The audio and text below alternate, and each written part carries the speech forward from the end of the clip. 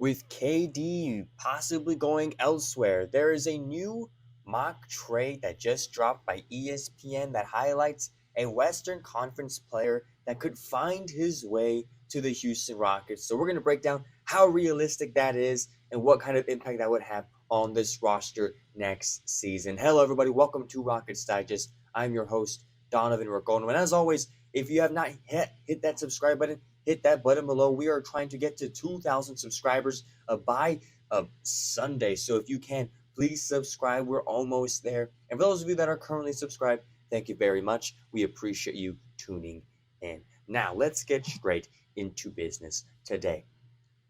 NBA Central, not Centel, Central has this tweet to say, saying teams around the league believe the Miami Heat, which have been a dark horse in a lot of these conversations, by the way, are close to the finish line in acquiring Kevin Durant and may need to add Kel'el Ware to the package to finalize the deal. That is from Brett Seigel, NBA insider.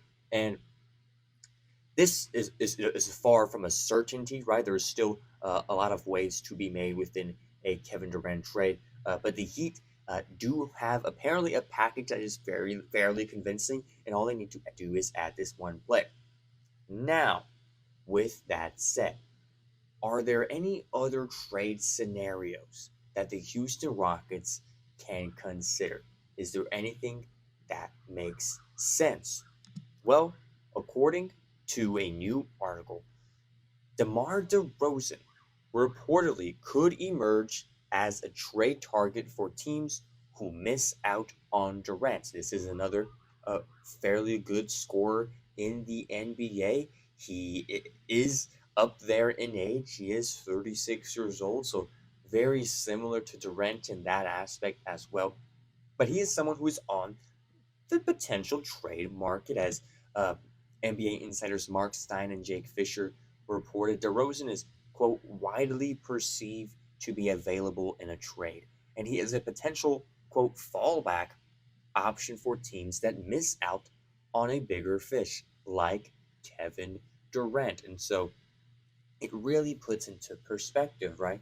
You know, the Rockets have been wanting to get a pure scorer that can help with their offense. And if they were interested already in a guy like KD, who's up there in age, why not would you be interested in a guy like DeRozan, who's also up there in age, but still a solid offensive player, and quite frankly, would have less of an asking price in terms of a trade for him? And so it's a very interesting thing that ESPN has put out, and they, as always, as ESPN does, have released a mock trade in terms of DeRozan coming to the Houston Rockets. Now, what does that trade look like? Well, as you can probably tell from the thumbnail, it looks a little bit something like this. The Houston Rockets, in a potential mock trade with the Sacramento Kings, would receive forward DeMar DeRozan, and the Sacramento Kings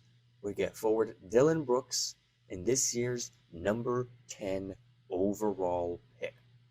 Now, there's a reason why I bring up this trade, right? The Rockets are expected to make some sort of trade move on draft day and in the lead up to draft day, right?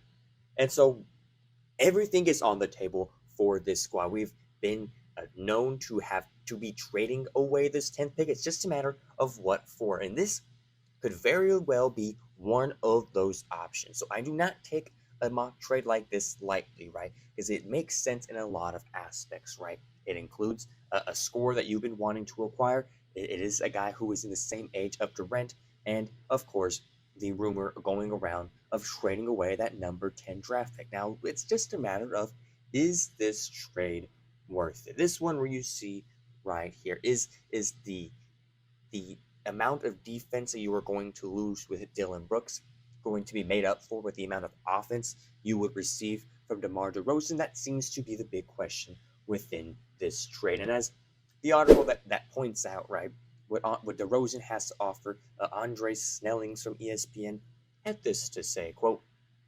DeRozan would provide a huge lift to the Rockets' half-court offense with his ability to create consistent high level, or excuse me, to create high level shots off the dribble while also taking some of the burden off Green and Alperen Şengün. Plus, the Rockets have a plethora of talented defenders on the wing, including Amen Thompson and Tari Eason to replace Brooks' defensive abilities. End quote. And to Snelling's credit here, he makes a little bit of sense here, right? This is a team that is stacked on defense. Yes, Dillon Brooks is a huge part of that, but at the same time, right, you still have solid defenders on the team, right? You still have your Amen Thompson on the team. You still have Tari Eason who could help fill in those areas. Ime Udoka has this team prided and founded on defense. That is what this team takes the most serious, right? Whether good or for worse, right? Defense is a main thing on this team. And so, are we willing to give up one of our key pieces for something that we absolutely struggle with, right? In the playoffs, in the regular season, not having that primary score. And DeRozan can be the guy to help out with that. Now, DeRozan is known for his mid-range game. He is not necessarily known for being an on the perimeter threat, so there is that kind of downfall in terms of like your primary score. Of course, I don't see him being as much of that as a KD would. I feel like if you were to add DeRozan to this lineup, it would be more of a triangular offense in terms of who is the number one guy each night, whether that be Jalen Green, Şengün, or DeRozan, which, in my opinion, is a very solid big three. Make no mistake about it, that is a very tough big three to get past, and you include Amen Thompson in there, and you can include, Tari Eason in there, Jabari Smith Jr. in there as well, which makes up for a very solid starting five. I did miss out on Fred VanVleet there, which, you would have to include him in that. But that would also be very interesting to see what they do on that aspect as well. And Fred VanVleet, we have still yet to pick up his player option. We don't know what we're going to do with that. Are we going to pick it up? Or are we going to decline? By all indications, right, they're probably going to not decline it with the intention of signing Fred VanVleet to an extension, which would put the Houston Rockets, in a very small ball lineup, unless you can, insert Jabari Smith there at the 4, Şengün at the 5. And so someone's gonna have to sit out, because you can't. I don't think the Rockets would run a lineup of VanVleet, of Jalen Green, of Amen Thompson, Şengün, and then who's going to be that 5. It's going to be a very guard heavy lineup in terms of that already. But at the same time, what is the Kings' get back on this, right? Why would they make a deal like this? Well, Andre Snelling says that their biggest holes in this offseason are on defense and point guard. After they traded away De'Aaron Fox to bring in Levine, Brooks, with his aggressive 3-and-D game, would fit in well on the Kings' wing. The number 10 pick would also be an upgrade from the Kings' 13th pick that they've traded away to the Atlanta Hawks. End quote.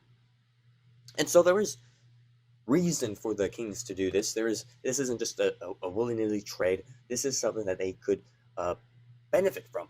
They need someone to play defense for them. They need someone to hit that 3-point shot. Dillon Brooks has proved himself to be that guy on the Houston Rockets squad, and could very well be that guy on the Sacramento Kings.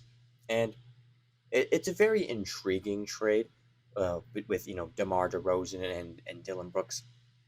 I think it's significantly less than a KD trade, which for many of you was kind of the deal breaker in terms of that trade, of not wanting to do that specific trade, giving up too much, giving up Jalen Green, giving up potentially Cam Whitmore, giving up a lot of future draft picks in 2027 and 2029.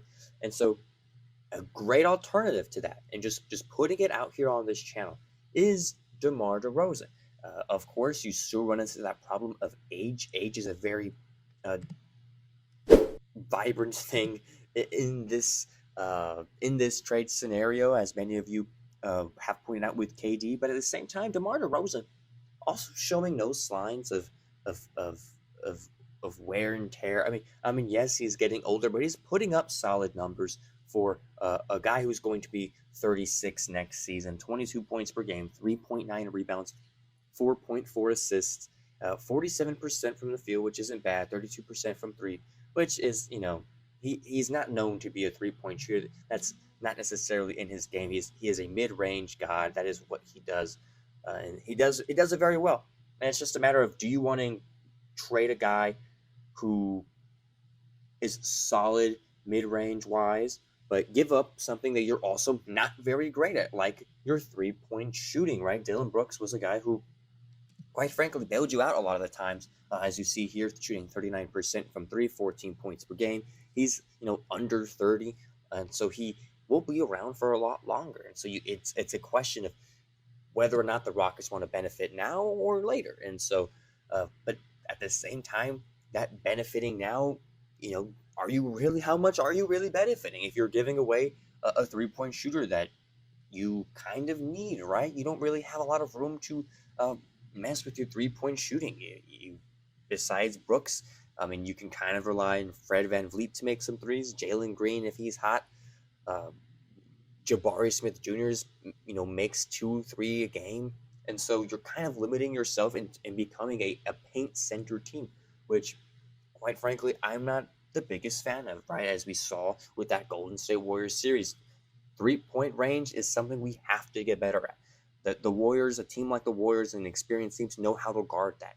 They know how to lock that down, and so you have to have reliable 3-point shooters on your team. You've seen it with the Pacers and the Thunder in these NBA Finals, which, by the way, side note, has been a tremendous finals. It's been super fun to watch. I hope the Rockets can get there one day, get there next year, preferably, of course. But you're going to have to, if you're going to make a trade like this, you're going to have to make some moves with 3-point range. And so if you ask me, as intriguing as DeRozan is, right, as intriguing as, the asking price is, being significantly lower than that of a Kevin Durant trade, I still don't feel the Rockets get better from this, right? Yes, DeRozan's a great player, but your 3-point field goal percentage takes a hit with this trade. And so as much as intriguing as it is, am against a trade like this. I don't think this would be the best idea for the Houston Rockets, but I want to know what you guys think. Do you think this is a trade you guys are willing to make? Do you think it is worth having a big three of DeRozan, Alperen Şengün, and Jalen Green? Do you think that is unbeatable, or do you think, like me, that this might not be the best trade, best interest for the Houston Rockets? Let me know in the comments, and as always, if you have not hit that subscribe button, hit that button below. What are you waiting for? You do not want to miss a second of these Rockets updates that we got coming to all of you guys here on this channel. And with that, I am your host, Donovan Ricondo. Adios.